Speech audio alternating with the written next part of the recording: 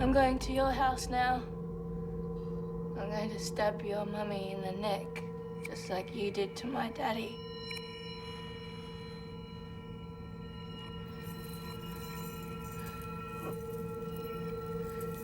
And then I'm going to stab Holly in the heart, just like you did to me.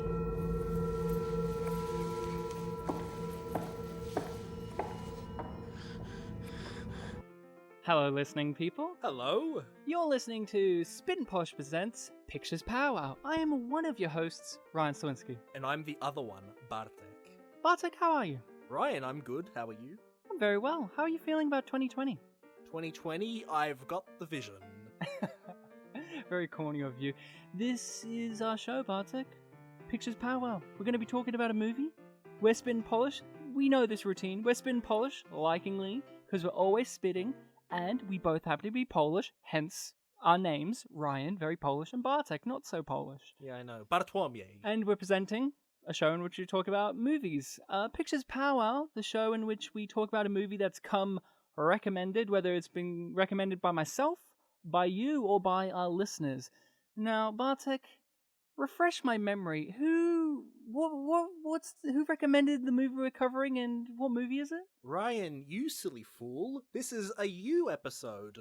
And you recommended to me and to everyone The Loved Ones. From 2009? From 2009. So, The Loved Ones is the movie we'll be covering. Are we covering it alone? Are we just lone wolves in this? Are we just... is the movie so scary that we're just going to be doing it in this room by ourselves? I mean, we are in this room by ourselves. Oh, right. But I've got some voices in my head that I think would like to join us. Yeah?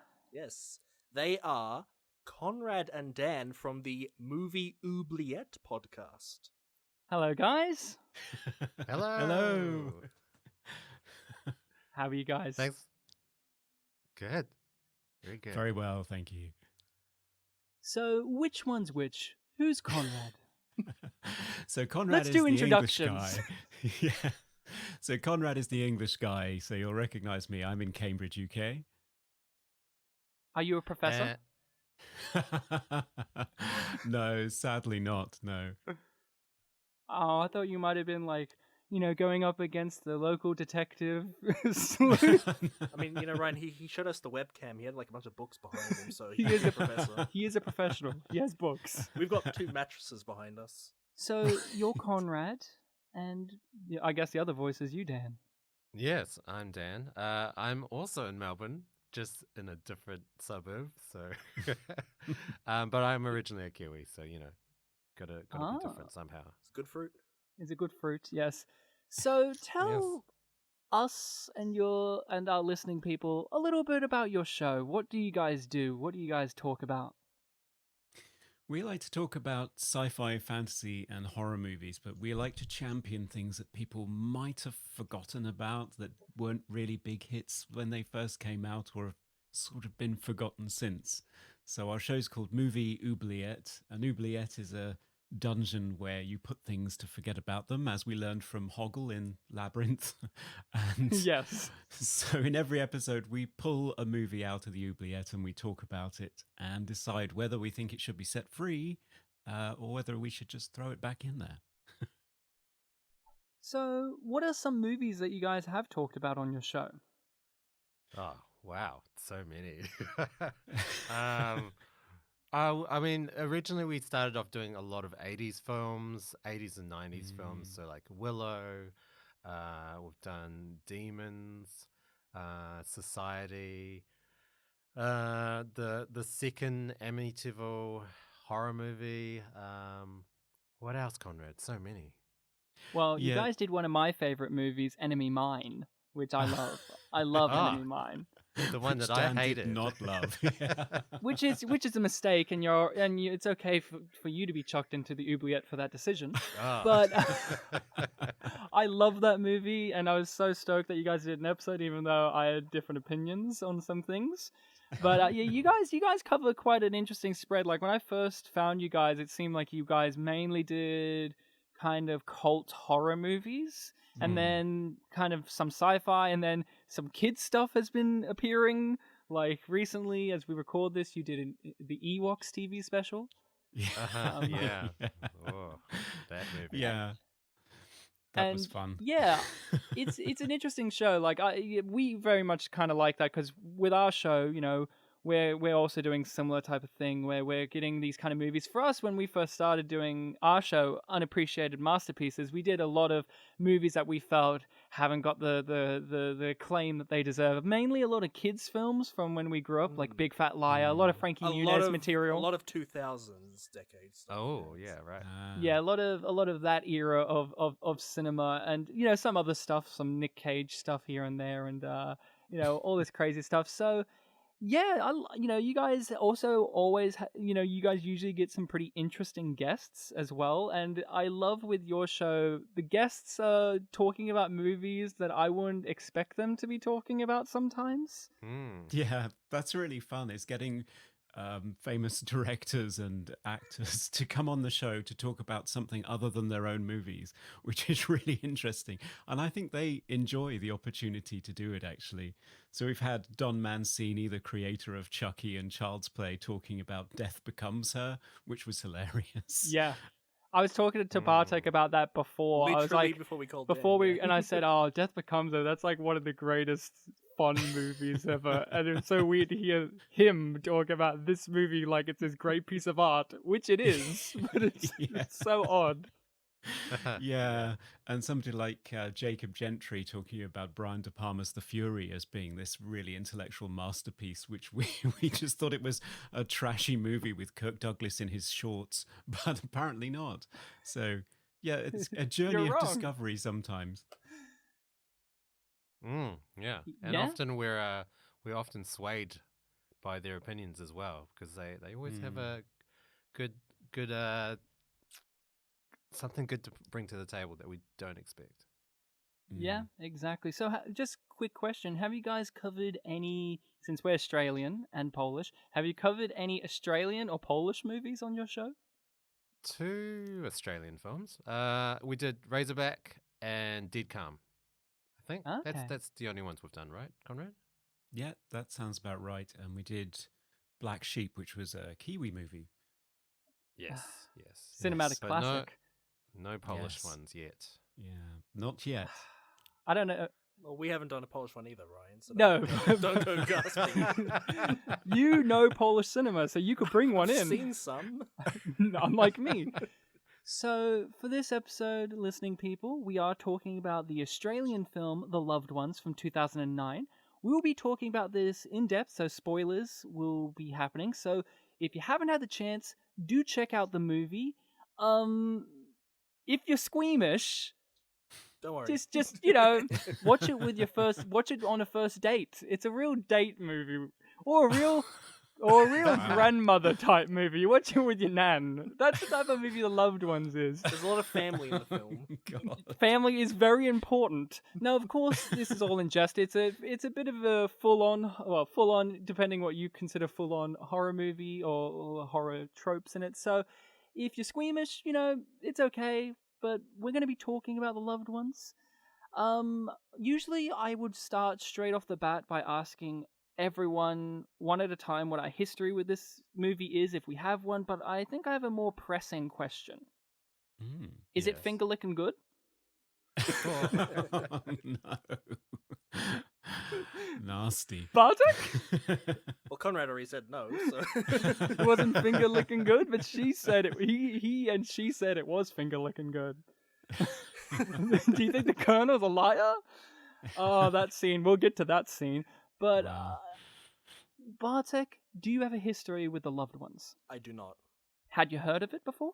I think I might have heard it in passing, but I didn't know anything about it. So you knew nothing about it, you were coming in blind to this. I think you knew it was going to be a horror movie because last episode I said we were going to cover this in October with these guys, but then you had your back surgery, I got married, and I had to delay it, and I've just been having this bloodlust to cover this movie. It's like, this movie needs to be talked about by me! Conrad, what about you? Have you heard of this movie? Do you have a history with it? No, not at all. I don't think it really got a very big release over here, so I had never heard of it and never seen it. Okay. What about you, Dan? This has actually been on my list to watch for a while. I have heard of it. It's kind of a genre of horror that I don't really watch that much. So I would consider this one of those kind of torture porn films where it's a lot of torture. It Which is, delves into that, yeah. yeah, like even the Saw franchise, it took me a long time to start watching at least one of those films. So yeah, I think that's why I delayed watching this. But yeah, I hadn't watched it before, but it definitely was something that I did want to watch. And I also know that Australia does film slightly differently. So even though it is that sort of genre, I knew it was going to be different. So yeah, I was looking forward to watching it. Yes, I guess this could fall into the Ozploitation genre, the Australian exploitation-y type genre, but it kind of does and doesn't. I don't know. We'll get into that. My history of this movie is a very fun one. Surprisingly, I haven't mentioned this before on the show because we haven't covered a movie or show or anything that has had this. But here in Australia, we have the TV show Sunrise, one of the morning shows with David Yes. Koshy, the bald guy who's a bit of an idiot. And their show is, puff piece. Here's the news, here's entertainment. And I found this movie when I was, I don't know, 17 or 16 or whatever. They were recommending it on their show and showing clips, but they were showing certain clips, obviously. And I thought this movie looked interesting. I thought it looked visually breathtaking. I'm like, this movie for a horror movie, because I'm not a big horror movie person. Like, I don't get squeamish about horror movies. It's just something about it. Like, only certain ones do it for me.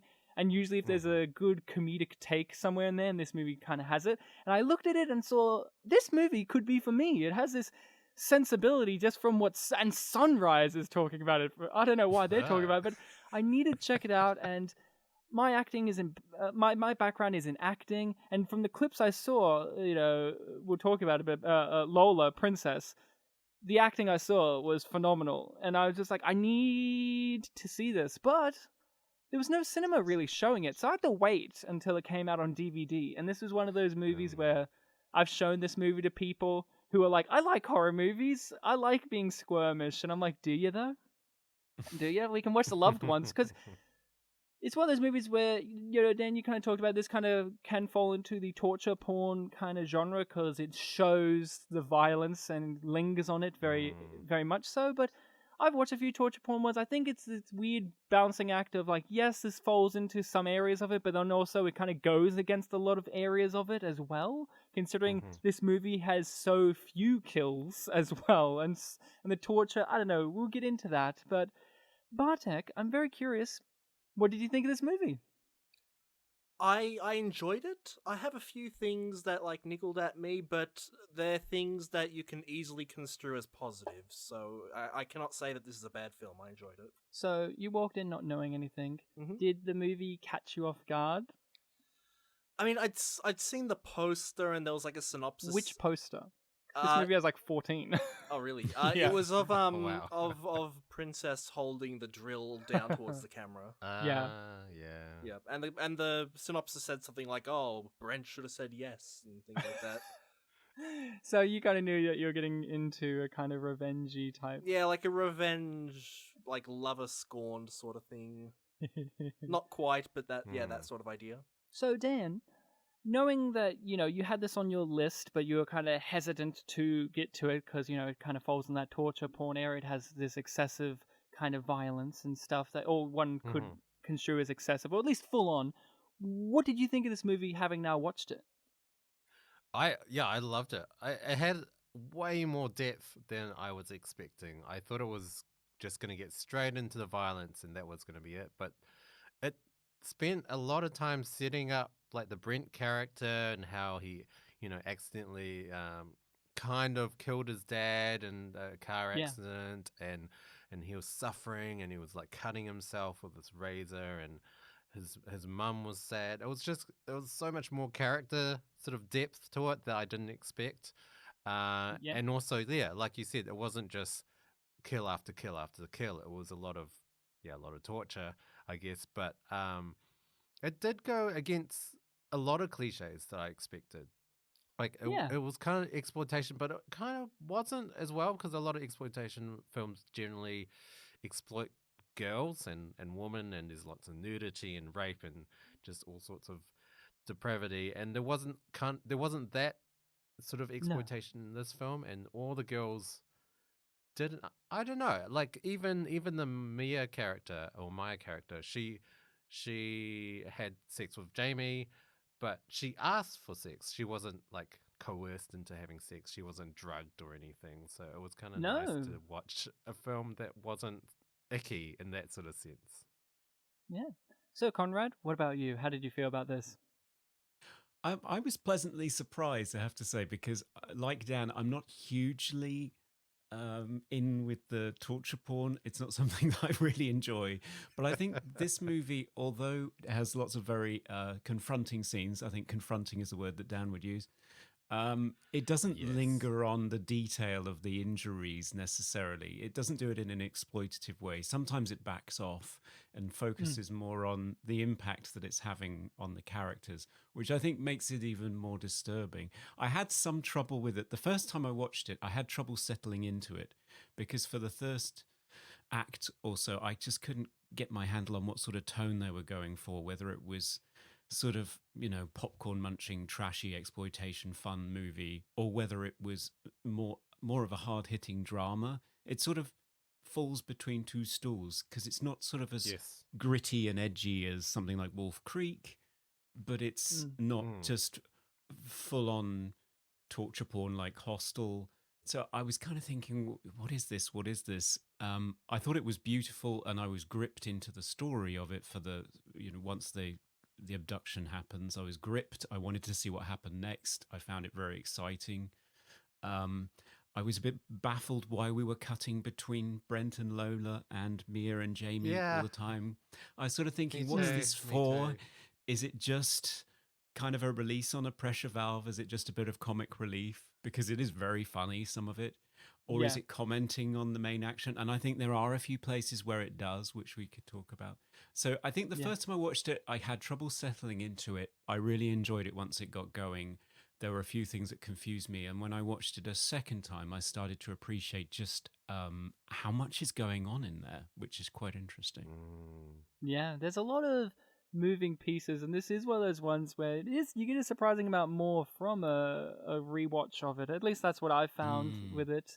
There's a lot more little pieces that you're like, oh yes, this thing was set up much earlier, but I was a fool. Like to get into some of it, like when I first watched it, I didn't realize until like the scene in which the policeman he looks at the picture of his son on the bedside table. I'm like, oh, that's I was still like, oh yeah, that's right, that's his son. That's one of the victims when I first watched it. But then when you watch it again, they say it pretty quick up front, but it's like the movie's Really? making you focus on the comedy in that subplot of his goofy friend who is trying to get a date and stuff, but it's already been kind of mentioned, and when you even look at that family, you can tell that they're grieving for something as well, just when you first meet them, like them having the photo and how Mia's acting and that stuff. This movie obviously deals a lot with grief. I think that's one of the major plot things. I can see what you say, Conrad, about kind of finding it a bit difficult to get into the tone or the aspect of the movie. I don't know about you, Bartek, or you, Dan, but for me, I guess it's that thing of I've seen a lot of Australian movies kind of do this similar type of balancing act between serious, like whether it be crime or drama, and this Aussie comedy, dark humor sensibility. Like on our show, we covered Two Hands, the Heath Ledger movie, and that movie does very similar kind of balancing act between these different tones. So I wasn't, I'm kind of familiar with this Australian kind of vibe of humor. What about you, Bartek? Were you similar to Conrad at all? I suppose I was watching it and I did kind of understand the vibe they were going for, but then once it got to the scene where Brent is tied up and he's at the table, The dinner scene. the dinner scene. Princess's behavior threw me off because that's not the kind of character that I was actually expecting. Obviously I was expecting craziness to happen.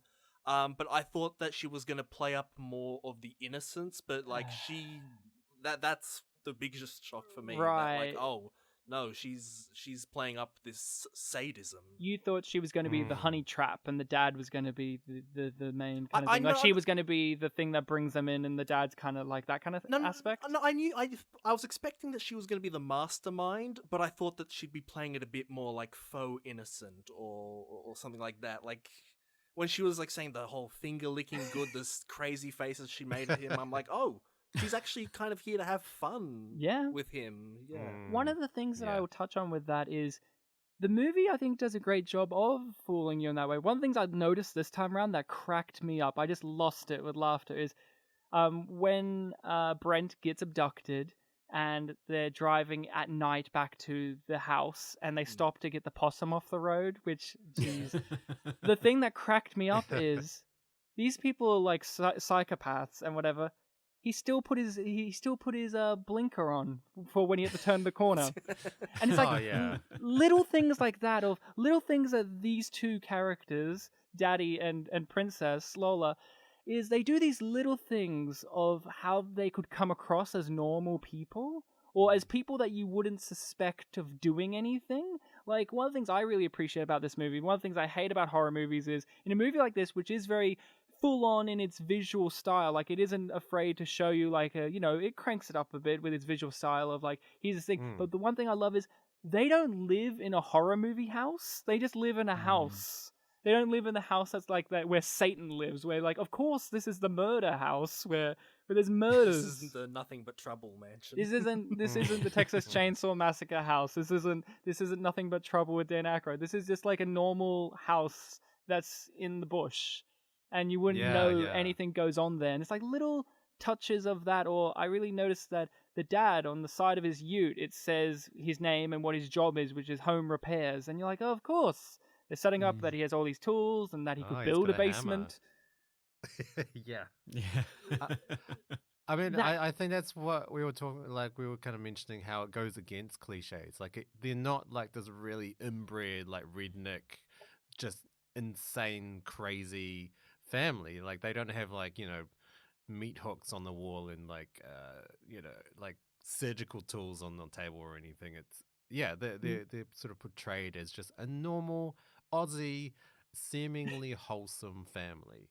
And that's true. Like I like how you said they didn't have surgical tools or anything. Like they just have normal stuff that's in the house. Like when they grab that thing of salt, I'm like, I have that in my cupboard. I have that exact same thing of salt. Yeah, you probably wouldn't blink twice at like someone having salt or a nail and a hammer, but you can do some crazy stuff with that, or a fork. Or a fork. I was gonna say she draws on his chest later that we don't see, which is interesting. With the fork, and I'm like, oh, I forgot it's a fork. Of course, of course. They only use things that's in the house that normal people would have in their house. They don't have that horror movie device. They don't have Jeremy Irons tools and... They don't have like, oh, this is a specialist only object. They don't have like... I can't remember what the David Cronenberg movie is. There's this one with Jeremy Irons. Dead Ringer. Yeah, Dead Ringers. They don't have his tools that he has for gynecology. They don't have that kind of thing. They just have normal things. But they're very inventive with them, though, because I've never even imagined or seen somebody inject somebody's thorax with bleach before, or lobotomize them by drilling a hole in their skull and then pouring boiling water in. I mean, it's pretty terrifying inventive torture that they come up with. But the thing, too, I found out from... this had a director's commentary track, was all that stuff were things that actual serial killers have used. Yeah, that was Jeffrey Dahmer, right? Yeah, and a lot of them use the Drano in the throat to strip their voice. So it's like an interesting thing of like, hey, they're not just doing the gag in the mouth.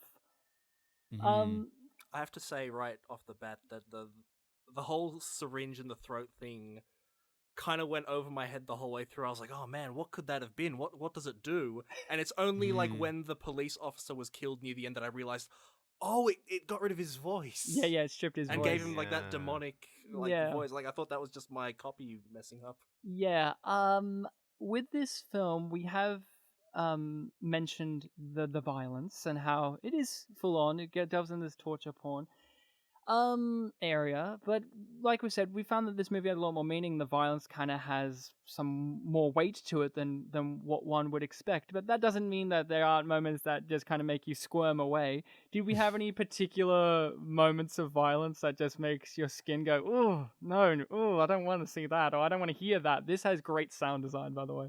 This film, that's it. Amazing. I suppose I found the threats of violence a bit more squeamish than like when it actually happened. You mean when she threatened to bite his penis off? I'll bite the penis off, the nail to the penis, the like leading up to hammering the knife into the foot. Like when they actually happen, it's like, oh, that's gruesome, but like waiting for it to happen, like I found that a bit more like, ooh, full on. For me, I don't know. I always find it, I don't know. I do find it a bit full on when he gets nailed to the floor. I don't know. It's just like foot stuff is like not my bag, baby. With the knives as well. Not even nails. I'm sure Quentin Tarantino loved it, but yeah, and it's the fact that it's with just kitchen knives, just normal knives. Just like steak knife. Yeah. What about you guys? Any moments of violence that just made you go, ooh? Well, for me, it was definitely the drilling through the skull, because, again, this is one of the things I highlighted, that they don't sort of linger on the drill bit going in and have some prosthetics and special effects. It focuses on Brent's face and the sound is awful. Yeah. And the smoke coming off of his head. Oh, yeah, you can almost smell. It's horrible. The second time they drilled his head, there was this like crack sound. I'm like, oh my god. The sound design, I don't know. I think this is one of my favorite sound designs for a more modern horror movie. It's got some crunchy sounds. It's got that nice wet squelching sounds, and that the screaming that when he gets injected in the throat. I've never heard someone scream like that in a horror movie, like a genuine person, not a monster. I think when the dad drove his car into the tree, the sound effect for it hitting the tree was a bit weird. But other than that, yeah. That's another thing. Another Australian joke of, what does he do? He checks the car. As soon as he hit it into the tree, the dad's more concerned about the car than the victim that he's chasing. Yeah. What about you, Dan?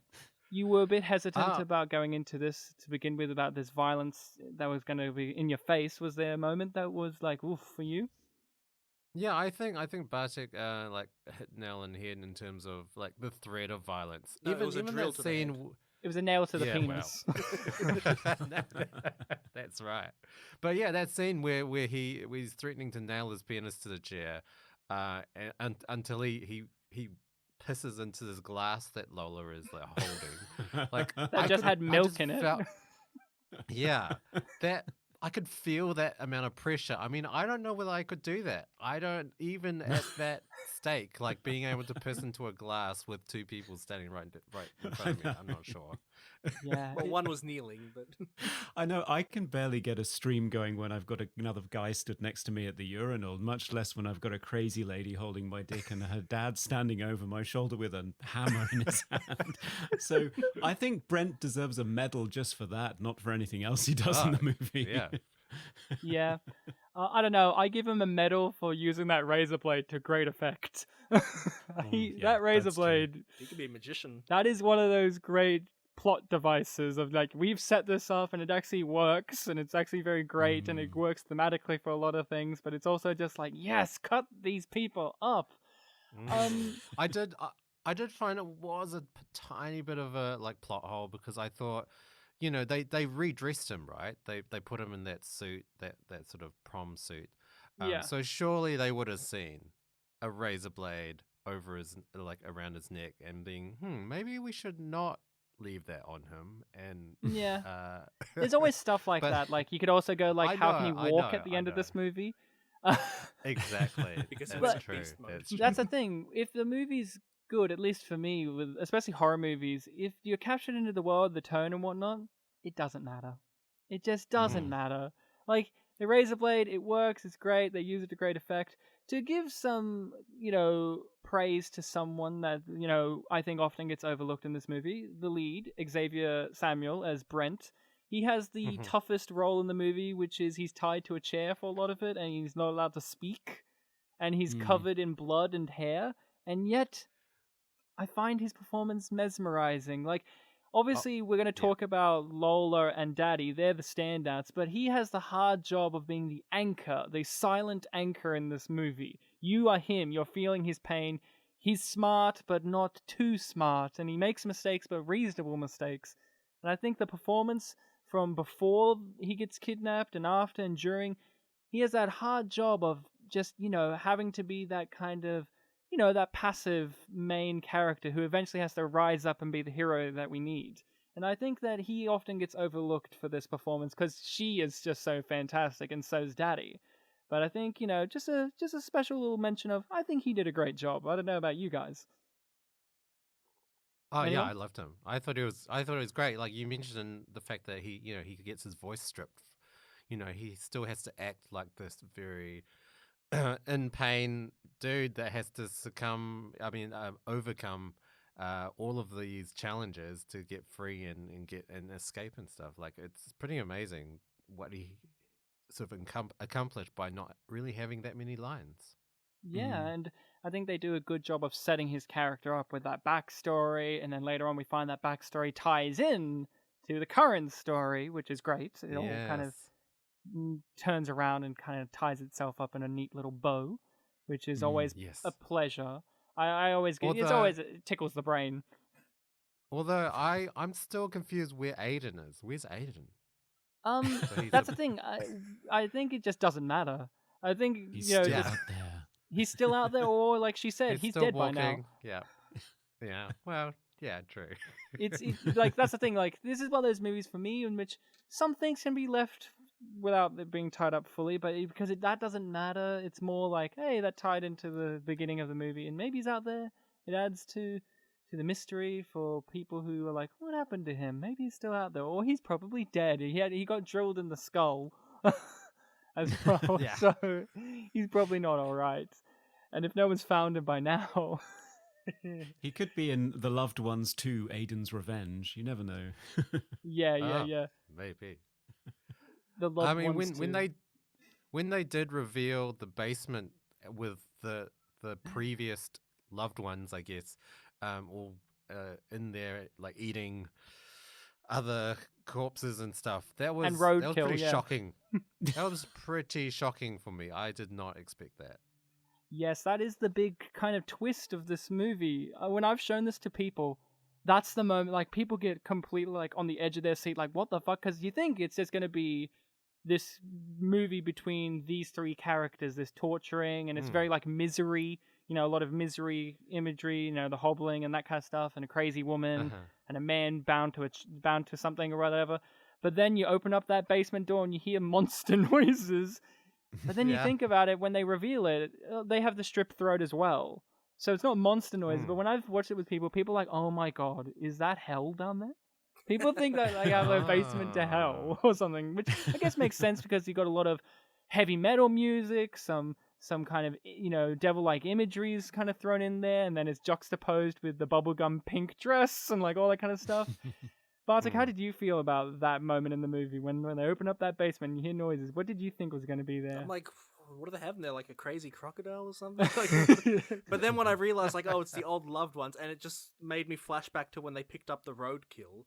At that point, I thought, like, oh, they're a fucked up family. They're gonna eat that roadkill. But now it all just makes sense. Like, oh no, they're not gonna eat it. They're gonna feed it to these people that they have trapped in the basement. Yeah, and they're like these vegetables, these zombie-like creatures that are just eating roadkill, and they're like all they're all skinny, and they got the love hearts on the chest. It's just so gruesome.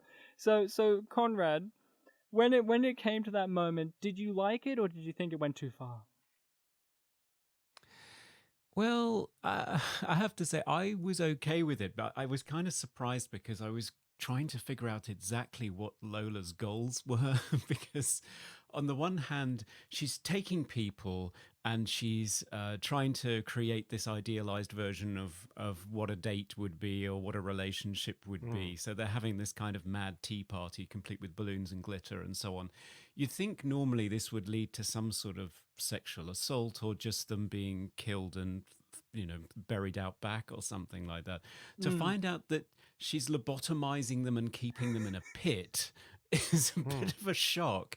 So ultimately, I came to realize that the most important thing to her wasn't recreating a perfect relationship, because all of them disappointed her. None of them lived up to her father. It was more humiliation was really what she was after. It was sort of revenge for all the ways that she'd been humiliated. So with all these guys, like when she's flipping through her scrapbook of previous conquests, she's sort of giggling about the fact that, oh, this one peed his pants and and all the in jokes with her dad. Yeah, all the little in jokes that they had between each other. Yeah, I can't. Happy memories and all. Yeah, exactly. So and she's really frustrated with Brent when they are hammering his feet into the floor with steak knives that he's not crying. She's really frustrated that they haven't broken him yet. So I think the most important thing to her is debasing all of these men and then just leaving them as these brain dead monsters in the cellar with tasteful loincloths.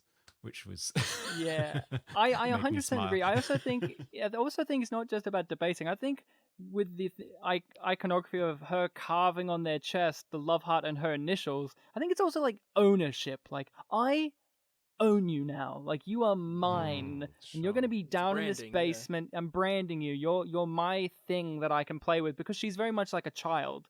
The director-writer got inspired, nonetheless, by his 5-year-old niece, who was in that phase of being a young girl where she's all into princesses and magic and finding your true love. And it was like, what if you still have this mentality, but you're a sexually charged, hormone-filled teenage girl who's a psychopath? And that's an interesting twist on this kind of thing. That's this kind of thing of we don't often get very much, or at least I'm not as familiar with too many, it's the crazy woman who's the serial killing mad person who's got taken a vengeance against the guy. But also this movie does a twist of, it's not just her, it's also her dad, which I also find an interesting twist on that twist. We're not as familiar, we're not as accustomed to seeing the serial killer woman in these type of things, and if we are, we're usually used to them being Annie Wilkes or the girl from Audition, where they're usually doing it on their own. But she's got her dad helping her, which just and it begs questions like, how did this originate? Did he make her be like this, or did she make him like this? Or I think one of the things that we just touched on a moment ago with they have this the daddy and princess and Lola, they have this this routine. It's a routine to them, and this does one of my favorite things with serial killer things, which is that you understand the methodology and the steps that they take to choose their victims and do it. But for me, although this film's very over the top and flashy, and it's ways of like they put bleach in and they lobotomize them, for me it doesn't go to that point of overly complicated like Hannibal Lecter does in some media, or Dexter, where I go, I don't know, this feels too pretentious and too much like a piece of media's version of a serial killer's way of doing serial killing. Well, this, I'm like, well, that makes sense. She would carve into them. That makes sense. Like, it all kind of makes sense. And it's a dark twist on what we saw her doing earlier when she was drawing in the scrapbook, and like, it was parodying the whole like, upset teen movie girl with the song playing in the background. The daddy comes in, gives her something to cheer her up. And then, the dark twist is, she's doing it on their bodies with a fork from their blood. And then also the love heart, she puts a dot on their forehead as well. So that's also calling to something that happens later as well. She's a nice girl, guys. The dot will be here later. We talked about briefly the subplot of his doofus friend going to the dance. That's a problem with a lot of people who watch it, and it's one that I flip-flop on myself. Like, sometimes I really, really vibe with it, and sometimes I'm like, and then other times I never not vibe with it. It's just sometimes I'm like, I want to go back to Lola, please. I love his dumbass mate. He's great, but I want to go back to Lola. But then at the same time, it's like we said, it's kind of like relieving the pressure. Because do we really need to see her carve into his chest with the fork? Or would it just be great to see his dumbass mate get chucked out of the school dance and the teacher's just like, go elsewhere? And also, for all it's hyped up, actually sing the school dance. And actually sing the school dance, yeah. Yeah. So What did you guys feel about this subplot overall? Do you think, like, at the end it kind of all pays off, or do you think, like, a little bit less of it, or do you think it kind of just, didn't need to be there at all? I mean, I think it does pay off. Like, eventually you find out that Mia's brother's the one that was taken, and that's why she's all, sad and depressed and stuff. She also fits into this character sort of trope that I've only just kind of found out about, that people have been labeling as the goth rebel dream girl. Right. She's kind of like that character. She's a goth. She's just like sad, but she wants the other male characters want to go out with her and attain her because she's so rebellious and dark and mysterious and stuff. But in the end, she's like that because of the loss of her brother and stuff. So Yeah. I thought it paid off, but yeah, I think there was a lot of it, maybe too much. I think maybe it did sort of sway away from the main sort of the center stage of Brent being tortured a little bit. But I did like it. I mean, it was very Aussie. Like, there was heaps of Aussie music that was playing on the car stereo. Yeah. So yeah, I don't know. His friend was funny, and also the fact that he did actually score. So Yeah. props to him, and he didn't do it in any evil ways. So No, well done. she was Well very done, much Sam. her, like you said, this rebel person, but she's very much taking charge of who she is. Like, even when she gets out of the car and she falls over and he tries to help her up, she's like, I can get up myself. I don't need that. Like, I can be fine. Like, she's a very matter-of-fact type of person. Of course, we find out she's very wounded and she's grieving over this loss, but she's, she's her own. She's not going to be defined by the guy. Yep. Nor really, I also think Holly, Brent's girlfriend, also that character does a good job of not just being like the handbag character, the girlfriend character. I think she does just enough to take things into her own hands with it being reasonably realistic for what it is.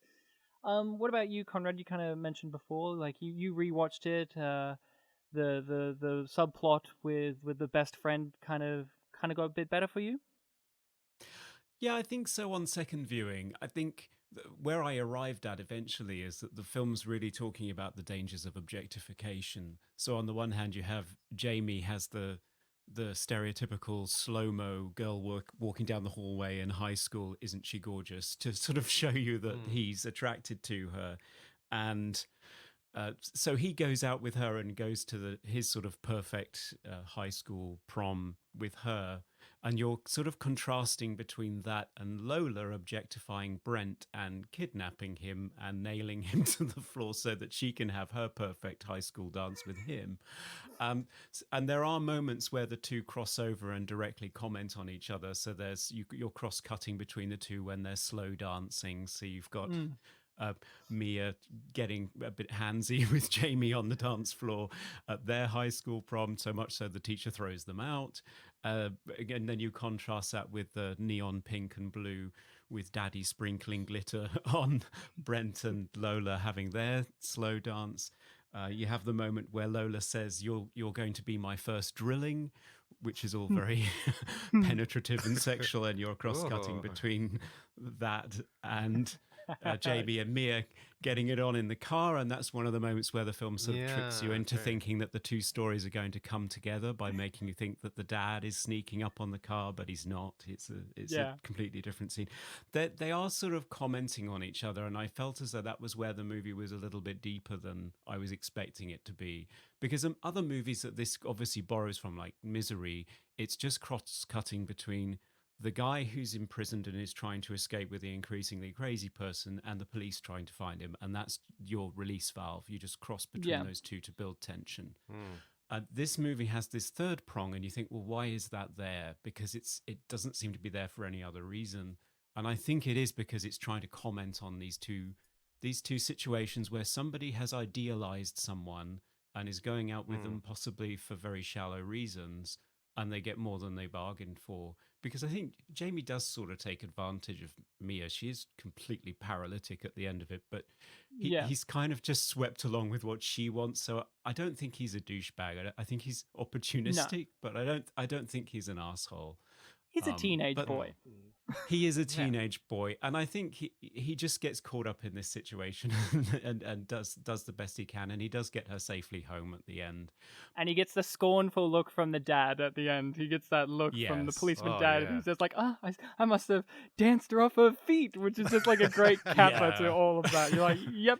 But then the movie's like, no, that's not the kappa. She's in her bedroom crying about her brother. That's the kappa to this. Like, It her. is, and that's where I think it gets the message across, which is he's taking advantage of her, and then you find out why she is the way she is, and it all ties back to this collective trauma, this grief. So I think the film's a lot more serious than it first appears, and I really appreciated that. I have a soft spot for the subplot because her dad, the policeman, is Andrew Gilbert, who's one of those unsung Australian character actors that is just in everything. And he was the dad in Round the Twist, a very popular Australian children's show. But I know him from one of my favorite Australian movies, Idiot Box, which stars Ben Mendelsohn and Jeremy Sim. Oh. And he plays a character in that is just so great. I love that character and I love that movie. So I see him in this and I'm like, you know, sometimes when you see a certain character actor and they appear in a movie and that just gives you a bonus point for the movie because you're like, of course you got, like, that's perfect. You got them. This guy's in it. And I always get that from watching him. He's one of those actors where he's not doing too much in this movie, but it's the little things he is doing are really effective. It's not at all show-offy. He does comedy when there needs to be. He does the drama when there needs to be. So I have a personal affection for the subplot because I just love that Australian character actor. He's just one of those guys that when I see him, I just sit back and go, he's going to be great. And he usually is. Very understated, but very great. I just love that. There's always that kind of character Round the actor. Twist. What was that? I love Round the Twist. It was big in New Zealand as well because Paul Jennings was massive in New Zealand, which is what it's based on, his books. But I heard they're remaking it, I think. They're remaking everything, dude. When are we going to get the loved ones again? The American version. But with Justin Bieber as Brett. Yeah. I would see that. and Miley Cyrus as Lola. Now, we've got to talk about Lola. We've got to talk about how great she is. I think she's one of my favorite horror movie villains. I love her. She's fantastic. Everything she does, and every choice that Robin McLeavy makes as an actress, every piece of costuming she's given, every single shot, perfect. There's not a moment that I don't buy it. Like, I don't have that moment where I go, that's not in character for this person. Like, I don't believe that. Including the end. I love her ending. It's just like, she's a fucking Terminator. And it's just great. Everything... This is one of those performances of, you know, if it wasn't for the fact it's a small Australian movie and also it's a horror movie, she would have got a lot of acclaim for this performance because this is one of those ones where it's a tightrope walk of campy, over the top, but deadly serious and scary. I love her in this. She's great. Bartek, were you a fan of Lola? I thought she did a good job. Any highlight moments for you? Standout little things or big things? I just think the whole contrast between, again, that second scene where she's in her bedroom with the song playing. Am I not pretty enough? The Am I Not Pretty Enough song, drawing, and then just Hit of comparing 2001. that to everything she does afterwards is just, really great. My highlight for her, one of the things that cracks me up but also is fucking unnerving, is when he pees and then she's like, it's crying. Yeah. Oh, yeah. I should kiss it better. And then, do I need to bite it off so she can't kiss it? It's like, oh, Jesus. She's going between all these modes. What about you guys? Fan of Lola? Would you want to take her to your dance? Oh, definitely not. But I did find her so captivating, but almost in a cringy way. Like some of the things she was doing, I was like, oh, I feel so uncomfortable right now. But that was that's what her character was supposed to be, like just very, very uncomfortable. And yeah, by the time at the end, you said like she was like the Terminator. She's dragging herself all along the road with a knife, and it's just the most and her wrist bone disturbing sticking thing out I've of her ever- hand. Yeah, it's awful, terrifying. Do you think but I that love she that- went too yeah. over the top at any points, or do you think that she kind of does this tightrope walk act? Because I've heard people complain that she's too over the top. What do you think? I thought she was pretty good. I think there's one scene where she yells, and it's a little bit over the top, but I don't know. I thought she was okay. I think she was well balanced, and I like the bits where she was kind of acting more sort of innocent, girly. When they're taking the picture, and the dad's like, say something. She's like, happy, and she does this little like twist, like an Happy Instagram end of twist. year. So I was like, Yeah, promise. oh my Too gosh. long. I love those little moments too, where she's like this inner child, like when she's throwing the rocks up at him in the tree, like it's like she's like yeah. a little girl, but then she cackles like an evil witch. She's like, nah, and you're like, She's oh. like, oh, let me have a go now. Or when one of these little touches I love in a very uncomfortable scene when she gets her dress. And you see, like, this film's really cementing there's this incestual angle into the movie. When she says, like, when she shows the daddy the dress, she does, like, she spreads the dress out like a little girl and, like just, like, looking for her dad's approval that she's pretty looking like a small child would do. It's like a little touch like that where I just go, that's unnerving, but it's real for that character. Conrad, Lola, did you take her to your school dance? No, thankfully, no. I think she did a really good job of it, actually, Robin McLeavy. The stillness of her was the thing that disturbed me the most. She isn't a manic pixie dream girl gone bad. She is most terrifying when she's just very rational and very quiet, sort of demanding things of him. What I really love is how the cinematography sort of plays against that to sort of hint at the churning madness beneath her. They get a lot of mileage out of the disco ball that they've got set up in the house. So you have all these wonderful shots of her silhouetted in a trapdoor, just looking down, disappointed and sneering at him, with this spiraling madness on the ceiling behind her, just hinting at how crazy she is. I think she got the balance exactly right, and there are moments in there that are almost genuinely touching, like after she's rejected Brent and she's dancing with her dad, and she's kind of explaining to him that he's the only man for her, and it's kind like of touching, genuine but also realizations. Yeah. It's her dad. Yeah, it is, but it's really creepy at the same time. But you totally buy into how she's feeling about this. So yeah, I loved it. For a film that's less than 90 minutes, it clocks in at an hour and 15 minutes, precisely, when the movie ends. It bulks up so much time with giving you this world building without being too overt about it. Like, we haven't even talked about Bright Eyes. That's a whole thing in the movie. And they don't give you that exposition dump of this is what happened to her.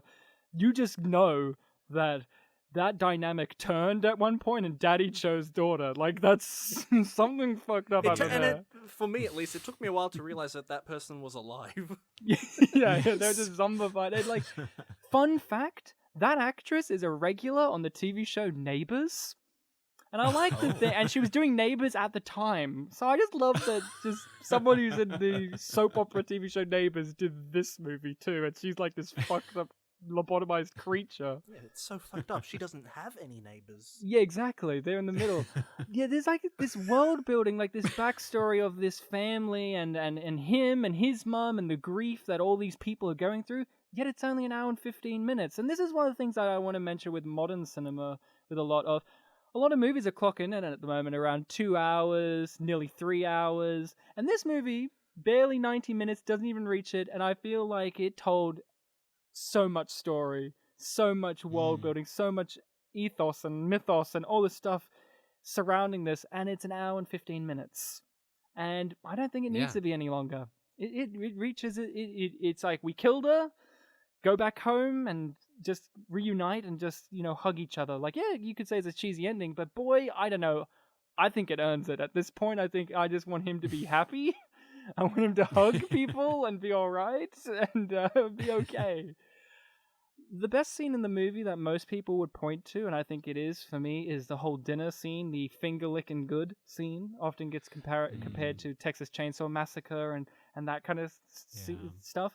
How did we feel about this scene? A lot of people would say this is kind of the turning point. Conrad, I think you were kind of hinting at that earlier. Like, once he gets abducted and once he's taken to the house, this is where the movie like really picks up. Did we love this scene? Did we not? What did we all feel about this? Bartek? Yeah, with the way I see this film and films like it, like Dan pointed out earlier, it's like a torture porn type thing. I see them more as focusing on characters in a lot of despair. Yeah. And I kept comparing it in my head to Red State, which we did last year, because that also had like a kidnapping angle, people being like, dehumanized in cages, things like that.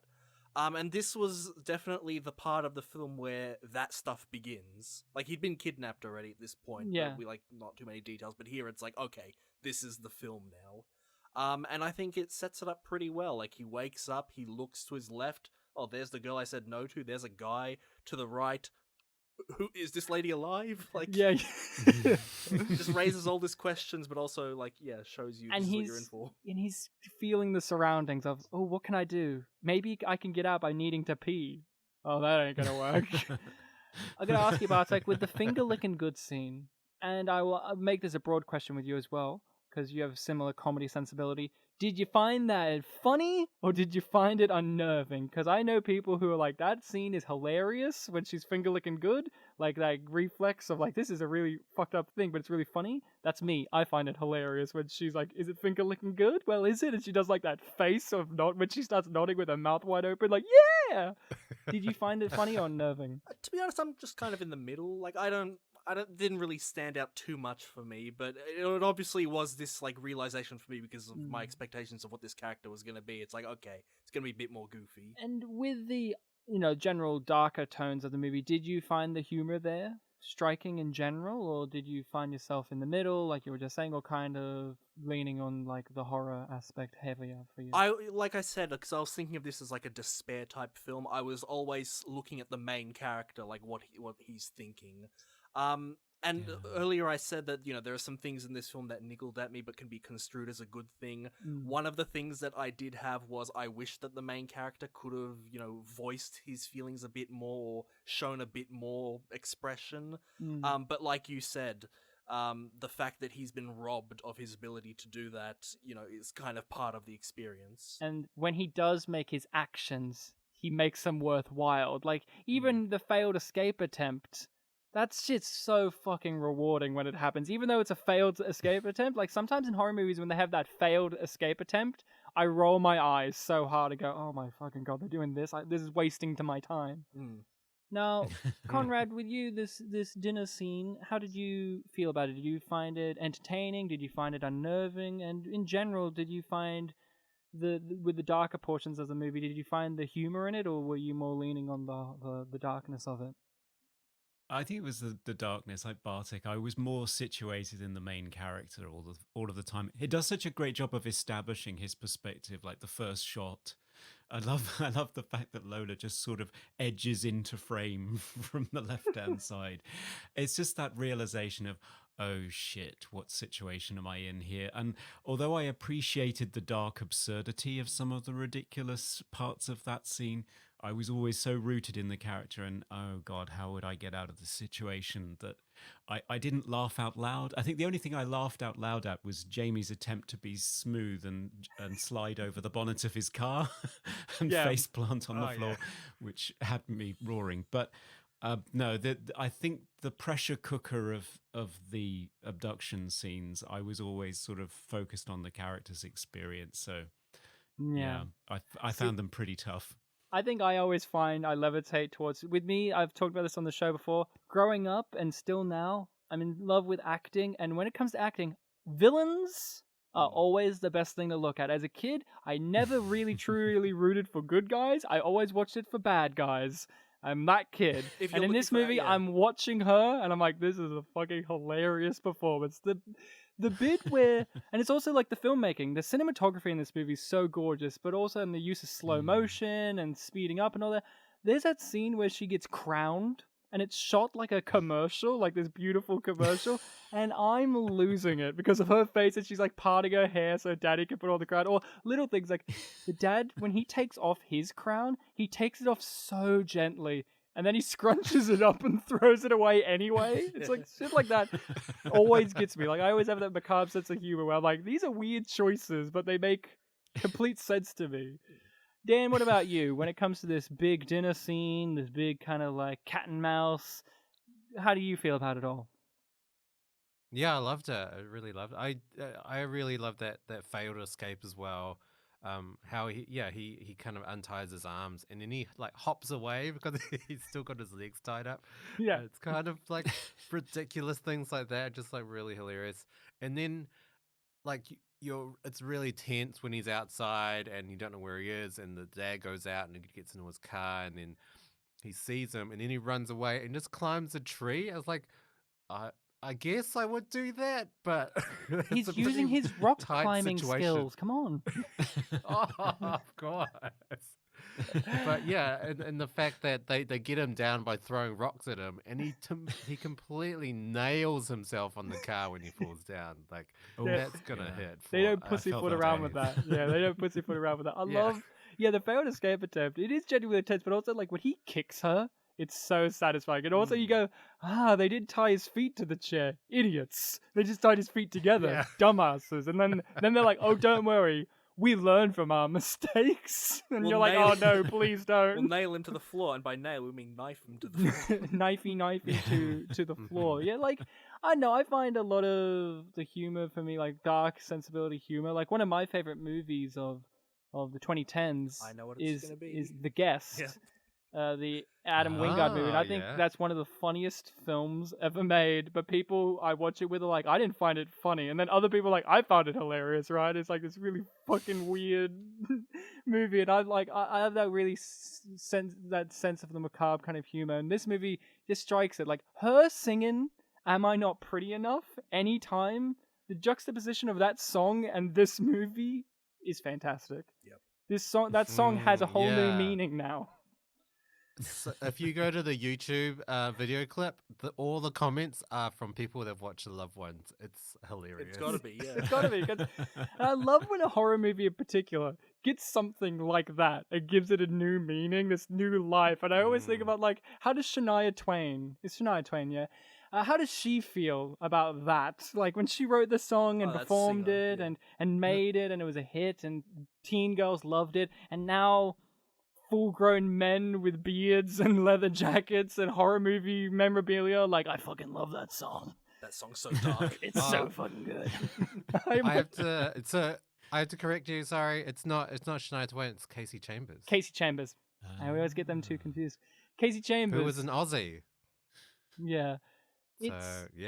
It's just, and I remember when in Australia they played that song so many times over the years on the radio. Like that's one of those songs you couldn't escape you. I always remember like, oh god, I hate that song so much. Any negatives that we want to delve into? Any other things that kind of niggled? Bartek, you said you had a few niggling things that I'm curious. I've kind of mentioned them, like, the main character not speaking much, but then that also tied into my foolishness of, the injection got rid of his voice. So, yeah. And I guess, what was the friend's name? Jamie? Yeah. I guess I was kind of expecting him personally to tie back into the main plot at some point, but honestly, listening to Conrad's analysis of his whole subplot, I now see, like, if I watch this film again, I'll totally understand what it was for. Yeah. I think with me, I don't know, something, and she's doing a good job, but the mum? I don't know. His mum, Brent's mum? I don't know. I don't know. I don't know. I wish there was more there. Like, I get why there isn't, but something about, I don't know if it's a performance or the lack of something there. Something about her, I don't know. Like, she looks great. Like, the makeup job they've done and this look of just sorrow and grief that just emanates from her. But I kind of wish that we got a little bit more back and forth. But then at the same time, I understand why there isn't more back and forth between her and Brent. Like, I get it. I don't know. I wish there was something there about her. There's something hovering there that I just go, I don't like it as much as some of the other stuff. I remember in the final scene when she hugged him, my thought of like what was going to happen was, she's going to react to how he looks, but no, she just goes straight for the hug. I mean, that's understandable. Understandable, yes, but he looks pretty fucked up. The girlfriend reacted already. Yeah, he's covered in blood. Like, I've heard people complain about Holly, I don't know. I like Holly, his girlfriend. I like their relationship. I like that. I like the showdown she has with Lola at the end and how pathetic it is. Just them fighting in the car, like how comedy shot it is of like the intense Tarantino like zoom stares and the music pumping up, and then just cuts to like them flailing around like with no noise, just and then falling.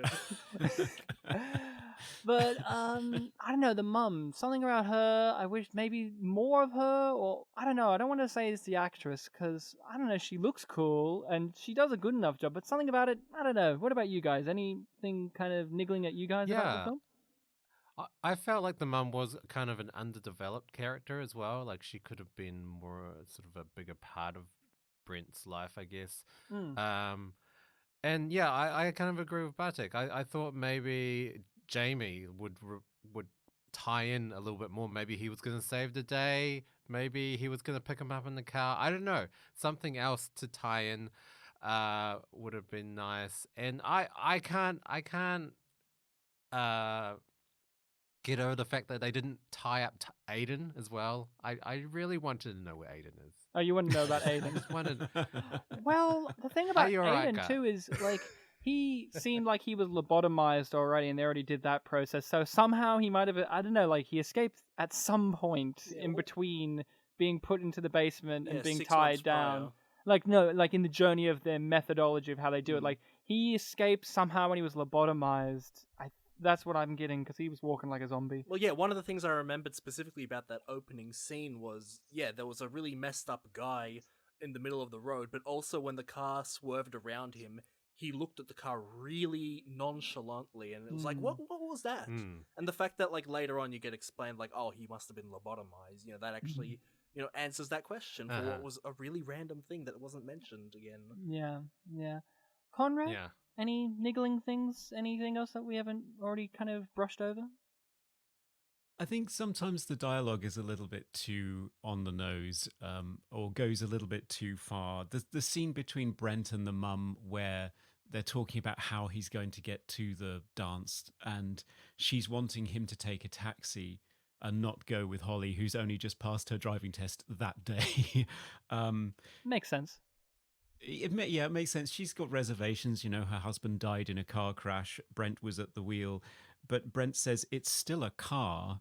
And she replies, but they're experienced, talking about the taxi driver. Now, that for me, that would have been enough, because that the implied criticism of Brent and the sort of underlying blame and guilt that's going on there, I would have gotten that from their performances and from Brent's reaction to it. But they have to go and add the extra line, and I wasn't, so Dad died, which I thought, oh, for God's sake, you're really hammering it in for the dumb people at the back of the theatre. So there were a few moments there where I thought that the dialogue was a little bit clumsy, and I think the film's riffing on misery is a little bit too obvious quite a lot of the time. You mean the cop getting killed? The cop getting killed, standing over the guy in the basement thinking he's been rescued, and then up comes the villainess behind him and puts him out with one fatal stroke. Yeah, it's just a little bit too obvious with the, yet another woman that likes incriminating scrapbooking and tying guys down and messing with their feet. Yeah, it's just a little bit too on the nose sometimes, whereas I think the other influences are interpolated much more subtly, like the director Sean Byrne talks about how he wanted to make Carrie It Goes to Cabin in the Woods sort of Evil Dead style, and I think you can see that the sort of zombies in the basement, and even Lola herself is kind of like a Walking Dead sort of character, all broken, clawing her way along the road at the end, not saying anything. I think that he interpolated those influences a little bit more subtly, whereas Misery kind of sticks out in this movie. Yeah, but they're minor niggles, I would say. They didn't spoil it for me. No, that's kind of all. Like, I agree with all these kind of things. Like, this isn't a purely perfect movie, but I think it does its job with expertise. And like we've all said, like you guys have said, it had a lot more depth than one would expect from what you see this movie labeling it as. You think it's going to be this torture porn, misery fest. One of the things I found interesting that Sean Byrne talked about was is with the horror movies, he hates these torture porn movies too, in the fact that they just kill people willy-nilly, and there's no like real drive of that. The most intense thing one could do in a horror, which is the leading up to being killed. And this movie really does linger on that tension, that dread of you're going to be fucking murdered right now, which is one of the most interesting things that one could explore in a medium of film that is about life, the threat of one's life ending. While in some other movies it's just kind of like, they're dead, it's really real quick and easy, like, and they're not going to focus on that. While this movie, very few victims in it, and when there are, kind of just like, it's, you know, it's like a gut punch when things do happen. Like, even though the cop dying is expected if you've seen Misery, it's still a gut punch when it happens, because you're like, not even just that he could have rescued him, it's like, oh man, I kind of liked that guy, and I felt his grief, and I felt like he could... He sort of did rescue him, though. He did rescue him. Extra little foothold. A little foothold. His rock climbing came in handy again. No, yeah, I think this movie just succeeds in, like, this is a small budget Australian movie, but it visually looks great. I think the music is really great. I think all the performances are excellent to an insane degree. And I think, you know, for like a first time feature film, and this is only one of 2 films he's done, I think this is a good opener. This is how you open a movie. This is how you open up your career. And yeah, anything else we want to talk about? Any scenes or moments or queries or questions that we have that we want to kind of touch on, Bartek? Maybe on a more theoretical aspect of, like, what if this happened? Do you think the film would have played out much differently if Brent said yes to taking her to the dance? No, Like, I think she would have found a problem with him eventually. Yeah. Because, like we talked about, it's her dad. She loves her dad. Yeah. Oh, that's something I want to talk about. Incest. Australian films fucking love incest. They fucking love it. Ben Mendelsohn starred in 2 films in which he's in incestual relationships. This film has incest. A lot of incest things in Australian media because we live in the desert with no civilization, apparently. Like, that's how everyone lives, apparently, in Australian media. This film, as exploitative as it could be and is at points, it knows not to overstep that line. It has enough implications and enough kind of cueing in of the audience of this incestual relationship to the point in which, Bartek, I ask you, do you think that they've had sexual relations, the father and daughter? I actually really bought it as a genuine realization when the daughter looked at him while dancing and realized, oh my god, it was you all along. So I would have to say no. Yeah. And that if had they both lived beyond that point, then it probably would have gotten to that point. I agree. I think also with his performance, Daddy's performance, when he's looking at her, getting dressed, is very reserved, like he's trying not to look, but he has to. And it's like, if they had already had this sexual relationship, he wouldn't be as timid. Yes, there's that body part I've seen many times. You know, there wouldn't be that timidness there. What about you guys? How did you guys feel about this implementation of incest into the film? Well, we've stumbled across incest before watching Amityville 2, The Possession, and that was a very uncomfortable discussion because that movie goes a lot further in terms of how it depicts that. I think this one it doesn't go really full bore into it. I think Bartek is right. I totally buy it that this relationship hasn't gotten that far yet. I think it probably would eventually. But she's a curiously sexually immature person. So even when she's pulling out Brent's dick, she's not particularly interested in that sense. She's just sort of humiliating him. She's not talking about sex in any way at all.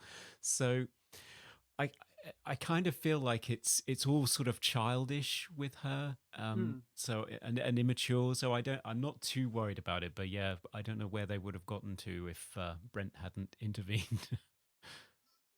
True. What about you, Dan? Yeah, I agree with everyone. Like it was done very well. It was kind of implied, but it wasn't shown. And yeah, I think that they hadn't gone that far yet, but probably. Probably would have eventuated. I think it would have been too excessive, and I think they really just cap it off nicely with, we don't need to see that. What we do need to see is the fact that Lola fucking hates her mum, and kills her at the end, because that also adds to this Yeah. dynamic, that this untold story of this dynamic as a family. Poor old Bright Eyes. Yeah. I guess, yeah, it's also like, oh, Yeah. Yes. my dad is dead. Why should you be alive? I also love that they call her Bright Eyes, but she has like the dullest eyes one could have. It's an in-joke, Yeah. Ryan. It's an in-joke. Yeah. I can't hear you. I guess the final. I guess if no one else has anything, does anyone else have anything they want to bring up or talk about? I mean, I just want to bring it up quickly. I love the Australian setting in films. I think it's just amazing. It's always a desert township in the middle of nowhere, but it's such a great setting for especially horror films, I guess, like Snowtown and Wolf Creek. But this film really does utilize that sort of small town vibe. I mean, where was this filmed? It was filmed in a few places. One of the school scenes were filmed in the suburb that I live in, so it's filmed in Melbourne suburbia, but then other scenes were filmed in, I can't remember what the town was called, but a town that's just outside of Melbourne in Victoria. So, but then the film's also set in Queensland, evidently, because the police car's license plate is from Queensland. So, Oh, is it? Okay. so it's a bit of a mishmash of things. What's wrong with Victoria? Nothing wrong with it, but weird stuff happens in either South Australia or Queensland. That's where like the weird people live. Melbourne and Victoria, we're fancy people. Come visit us, our tourism. We're the art capital. We're the art capital. When the Victorian Board of Film financed this movie, I'm pretty sure that they were like, "Can you make it look like Queensland?" Because we want people to come here. I agree. I love the Australian setting, but one thing I've found with this is I think that this film has a very, in filmmaking terms, it has a very Aussie sensibility, but also in European sensibility in its horror making. Like, this didn't feel like it was just riffing on Wolf Creek, which is a very, very Ozploitation kind of Australian horror movie. Wasn't the villain from Wolf Creek the actor considered for the role of the dad? In Yeah, this? they didn't want to get typecast. I'm glad they didn't have him, because I think the guy who plays Daddy in this is perfect. He looks like not at all menacing, but also very menacing. Yeah. Anything else? We don't call it a prom in Australia. No, we don't call it a prom here in Australia. We just call it The school formal. the formal or school dance.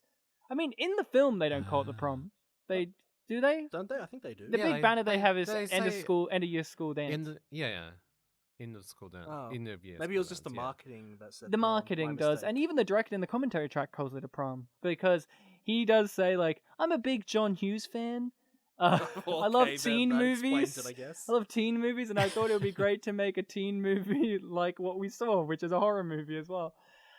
If no one else has anything to say, I want to question us all. The ending of a villain, a movie monster, a horror movie villain is always very poignant of how they get done, how they get killed.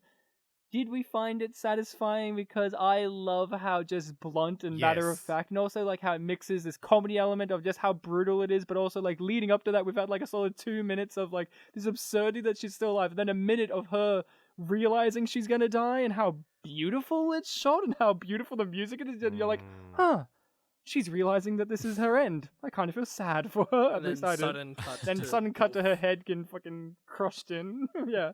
How did you feel, Bartek, about the end of Lola? And I guess the end of Daddy, too, if you want to chuck that in. I mean, he died brilliantly. Yeah, the daddy one was a bit quicker and earlier in the film.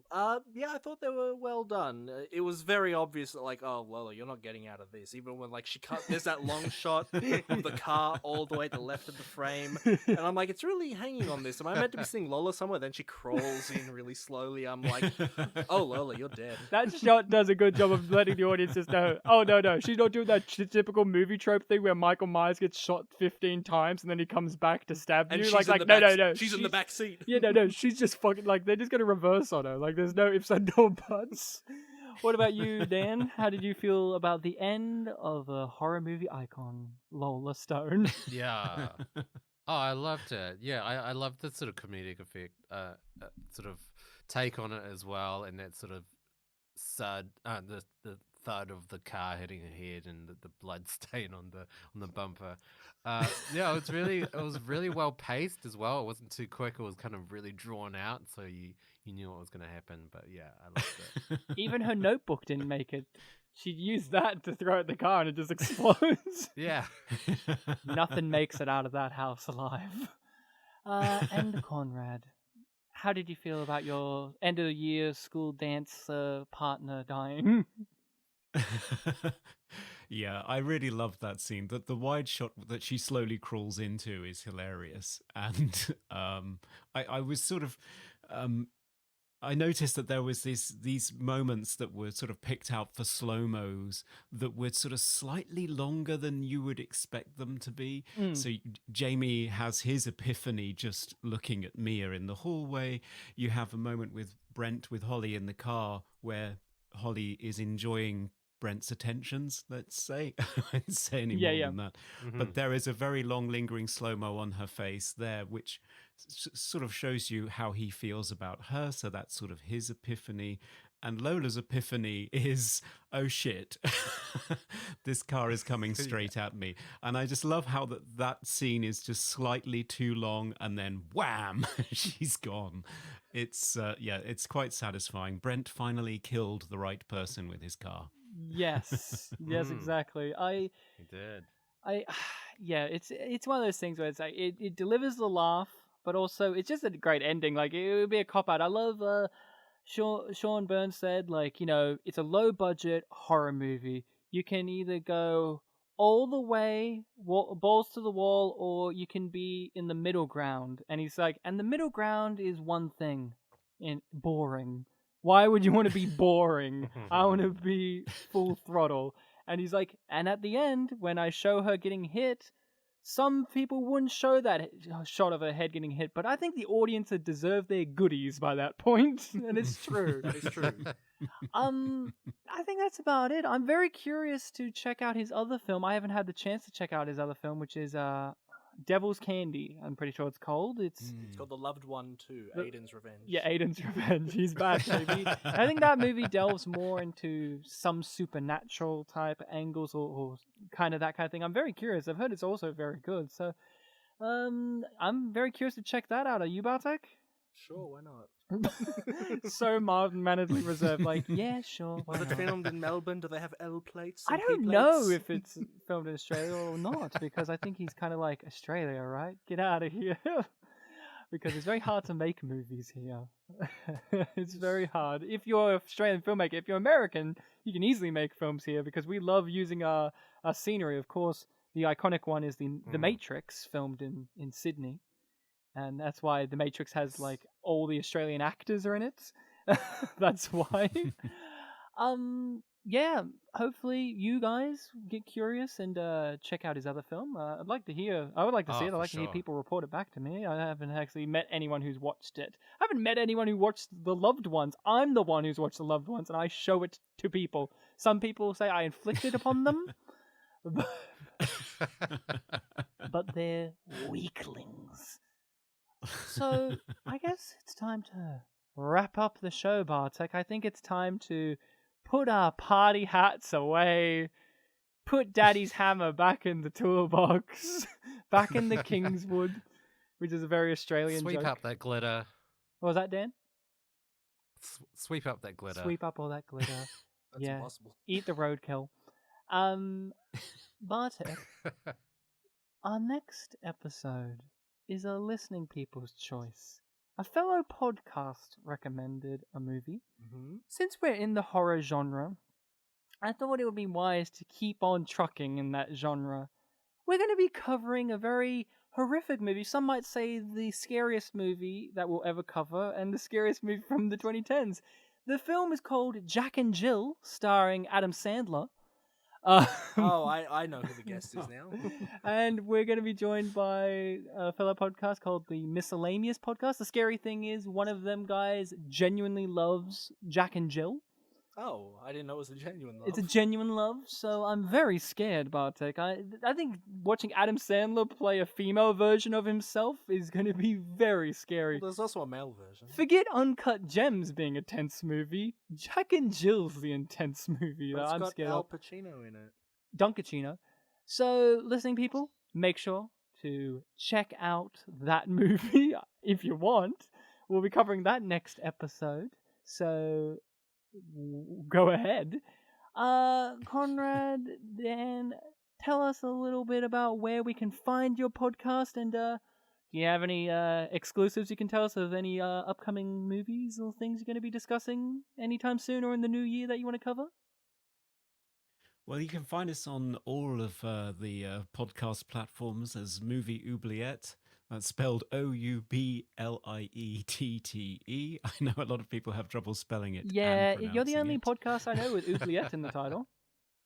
Yes. I mean, well, we went didn't for choose- originality. Yeah, and just fun fact, this movie, we didn't even talk about it while we recorded it, but this movie had an oubliette of a sort with the basement, and no, I did not choose this movie because of that. I only thought of that. I chose this movie because these guys do cult, weird, horror, sci-fi, weird movies, fun movies, and I thought, this is one that they need to cover. And I thought, Because it has we an need to oubliette in cover it. it with them. And it just happened to have its own oubliette. So, you guys are on Twitter. You guys...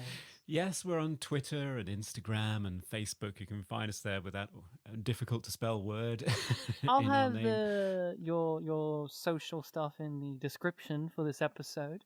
Do make sure to check these guys out. These guys are just covering some fascinating choices. It's just very old. Like one episode you're listening to them talk about this really fucked up movie, and then the next it's Ewoks. Yes.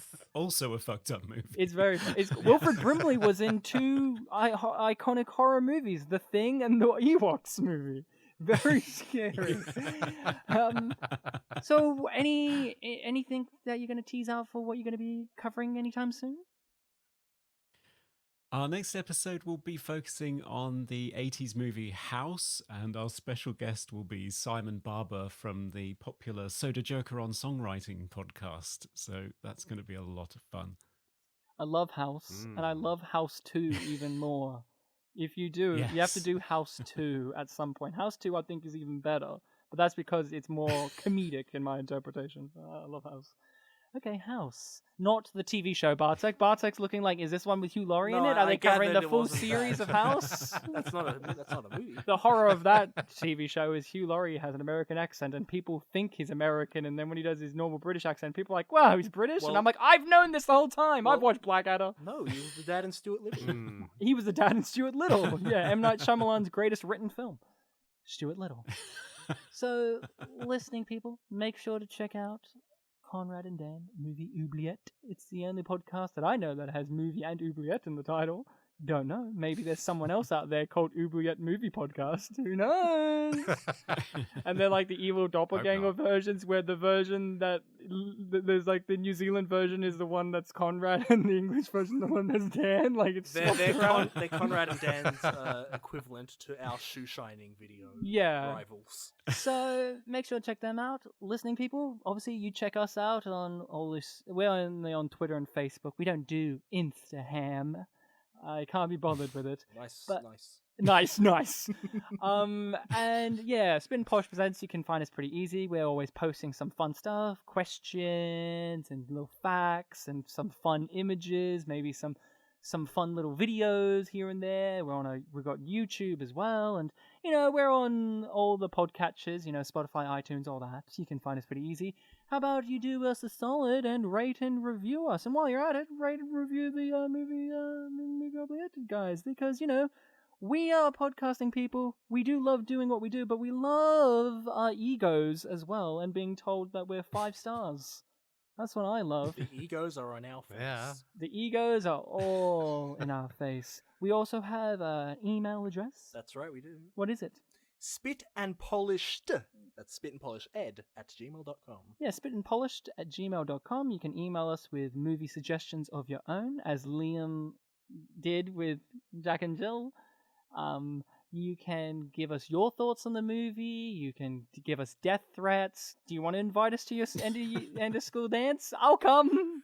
I won't. But don't let them know that. My formal was halfway through the year, so My formal we'll was at be- the end of the year. So until next time, listening people, remember, it's finger licking good. Yeah, and Happy New Year.